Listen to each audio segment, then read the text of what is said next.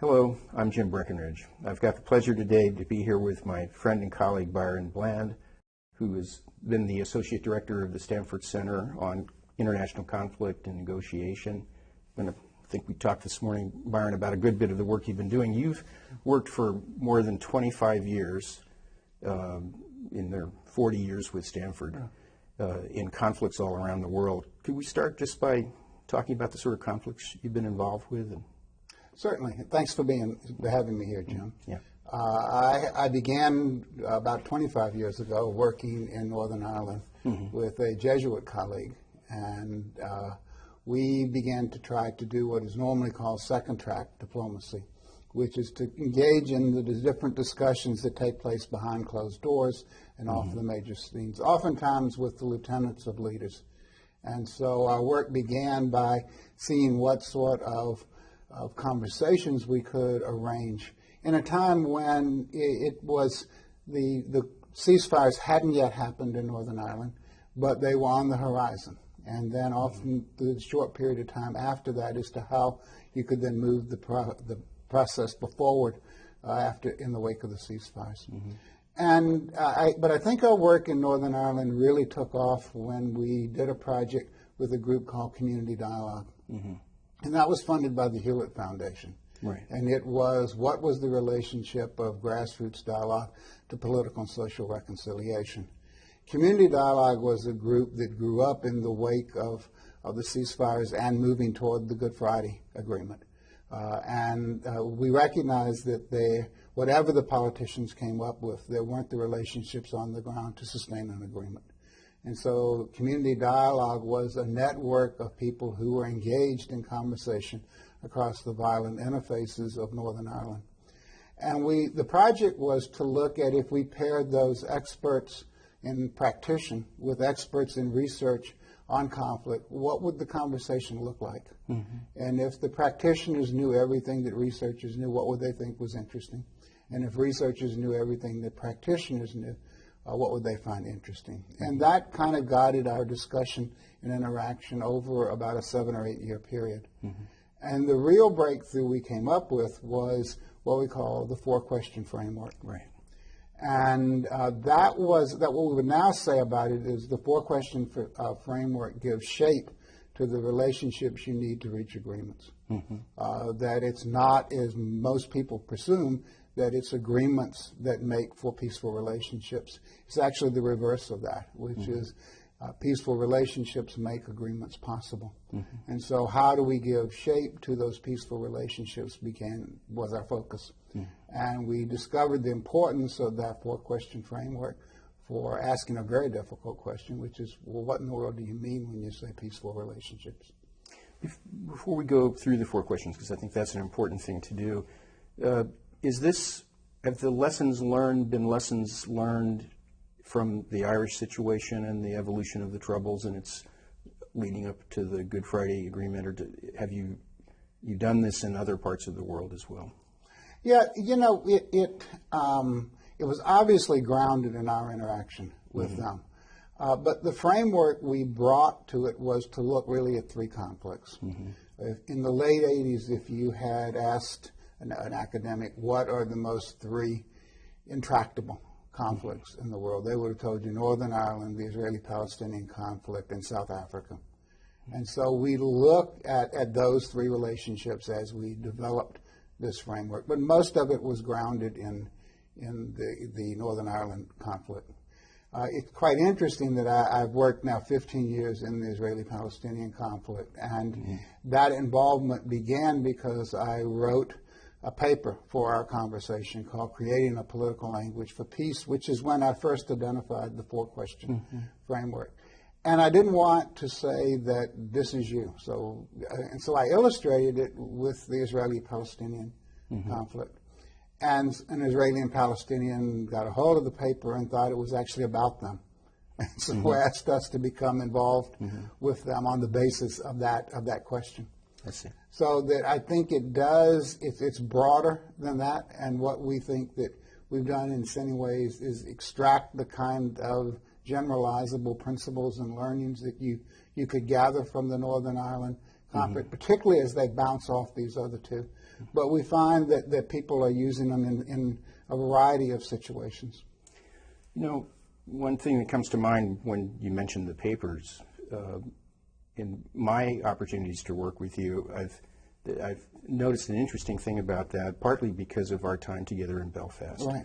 And so among academics, there are certain papers that are well known, and you might even mention some of the other people working in the group. Certainly our colleague Lee Ross would be a well-known person, and there are others. But in Ireland, what was interesting to me was that every door, major political leaders, former paramilitary people on both sides, the constabulary, those were always open to us because of your very long-standing relationship and respect on both sides. And the people there thought that was partly to do with your preference for a low profile. So could you say something about how you folks have balanced doing the academic work and publishing in a way that's well known, and at the same time kept a very low profile so that you have credibility amongst all the sides and don't appear to be trying to gain specific career objectives by their problems and other sorts of things? Yeah, when we launched the project, we encountered great skepticism on the part of local people about being engaged in any institution, in any university. Right. And that particularly it was, I mean, they had ones in mind that they particularly didn't like. And the question was, well, how would this be different? And one of the important things that we did at the beginning was that you're never going to see a paper with your name on it that you haven't seen from us. If there's an event that happens, you won't see us before the camera. You'll see you. You're the ones who make the decisions. You're the one who have to have the courage to take the leadership. You deserve the spotlight, not us. And so all of our papers, in some way or another, began about a specific conversation and a specific engagement that benefited those local people. Right. Part of what we wrote about and cared about, and the way we did research, was that we have a conversation, and it was often hard to get this across, but we have a conversation. And at the end of that conversation, if you find it useful, we have another one tomorrow. If you didn't find it useful, then we stop. But as long as you are finding these conversations useful with regard to the things that you want to be engaged with and the goals you want to accomplish, we'll continue that conversation because it benefits us and it benefits you. Right. And so the work and the research and the program and the thinking we did was always within the context of how does it help people, concrete people in concrete situations, attack the problems they're facing. And then later, whether it had broader or a more general appeal. A lot of the papers we did remain actually SCCN working papers as opposed to seeking publication someplace else. I see. And on occasion, we would write something more now as we've gotten known to write particular articles for books or publications or journals. But it is always in many ways initially grounded, as is our work right now, in a concrete situation. And then how do you add insights as if it were part of a conversation that you were having with someone at the local level? So let's think about the grounding of the current situation. It's more than 15 years now from the Good Friday Agreement. There is peace. Why would community dialogue and peace building need to continue after a peace agreement in this situation? The one institution that made the transition was the police. I mean, all the others have more or less failed drastically. I would call the current situation in Northern Ireland as a hostile peace. I mean, it tends in the academic literature to be called a post-conflict situation. When you describe it that way to folks from Northern Ireland, they tell you quickly that it isn't post-conflict, it isn't post-violent, it isn't post-anything. Because it's still conflict. It's still, because it's still going on. It may not be as violent as it used to be, but it is, and it may not be as violent across the communities as it used to be, but it's violent within the communities, and it's still potentially violent. And so we had to describe it as something different. Now, I'm sorry to cut you off on that one piece, but for many people who know something about the more than 3 decades of the troubles before the Good Friday Agreement, or the century or more of conflict in that area, to hear that the police have made a transition might be quite a striking thing if they're thinking about the Northern Ireland police group. Could you say a little bit more about that? Yeah. We have many viewers who have been part of police efforts to educate people there and vice versa. That might be interesting for them to hear about the changes that have taken place, and might be a message for us in some ways. Yeah, the RUC, the Royal Ulster Constabulary, was always a Republican paramilitary force, quote paramilitary. I mean, it functioned to protect Protestant people against the Catholic people. It served those political ends, and it was an army in the holster of the Unionist establishment there. It was always seen by the Catholic community as an impressive and invasive army about it. As the Troubles eroded, the police withdrew from those communities on both sides, the Loyalist and the Republican community, and they patrolled it more or less as an army. And so in the wake of the agreement, the question is, well, how do you then reinstitute them? How do we go back into that those communities and gain the trust again? Since for so many years we gave it up, and whatever kind of law enforcement took place was done by the paramilitaries. They did it. They shot whom they wanted to shoot. They punished whom they wanted to punish. They sorted out problems and conflict. So they were left to institute their own form of rough justice. And the question then became, how do the police begin to move back in some ways partnership with the community, because there wasn't a way in which you could simply displace what was there. You had to some way work with those local folks to make the transition. And so it was critically important that the police be reformed, and it was an essential feature of the Good Friday Agreement. And one of the big moves that they made was transforming it from a police force to a police service. And they began to institute, what does it look like to do community policing, where the goal is not so much to enforce the law or to maintain order from a certain perspective, although maintaining order is an important part of what they do. But how do they provide the local community with safety? And that required them to partner with local groups in order to do that. And in that transition, it's been highly effective. I mean, it's still a point of contention in the Republican areas about whether Sinn Féin would join the policing board, but they did. And when they did, they gave their endorsement to that notion of policing, and they've worked closely with the PSNI in how do they develop policies. And the PSNI has seen the different communities as partners in their project in a way they didn't see them that way. In fact, when we were in Belfast, I was struck by the fact that the PSNI, the police, were partners in the conversations, in the dialogue, in the planning for it, as much as either of the sides. Right. But there is a peace agreement. You've sometimes called it a hostile agreement. Why is that? Why do we need a dialogue process after we've reached an agreement?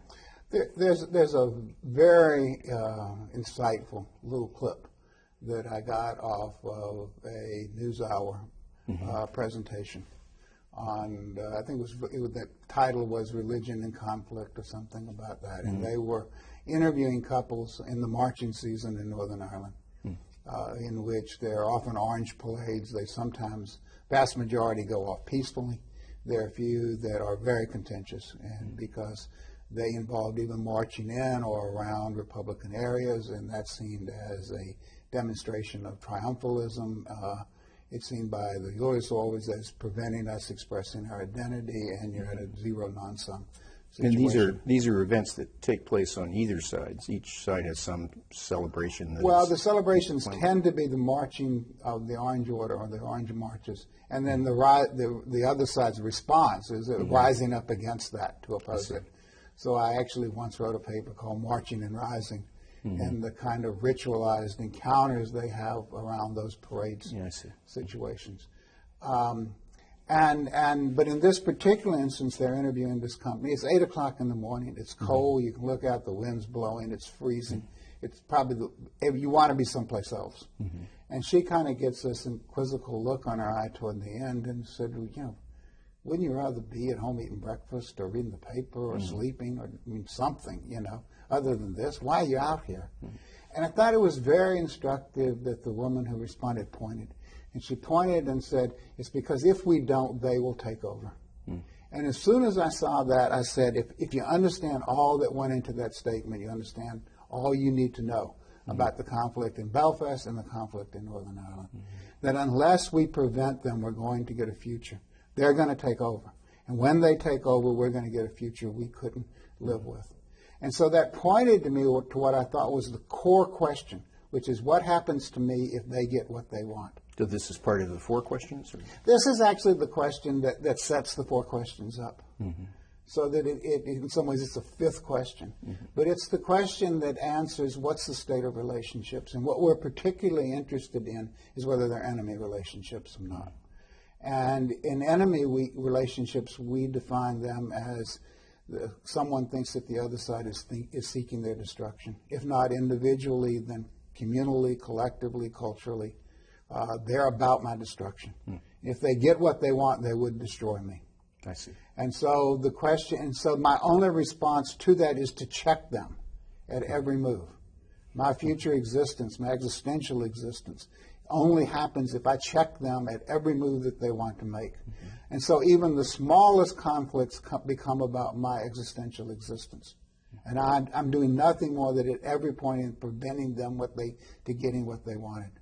And so until you can some way get an answer, if they got what they wanted, I'll be okay. There's not much that's going to happen. And the 4-question framework is really about how do you structure relationships so that you get that answer. If they got what I wanted, I'd be okay. I see. But I think it's at the core of what drives a lot of conflict. So it's at the core of what we think is a hostile peace. So even things like housing. If the government were to come out and say, we want to build houses, the question that they dealt with is housing for whom? And so when you build housing in a certain place, it changes the demography of it, whether it's because more Catholic or more Protestant. And so therefore it changes who gets voted and changes the power structure of the city. So even something as beneficial and goodwill as let's build housing gets polarized into a context in which it's housing for them or housing for us. And so you have, in order to be able to institute any kind of social policy, you have to deal with what are the relationships that would allow you to enact and implement that policy. I see. And it was really in that context that we began to move into the issue of policing.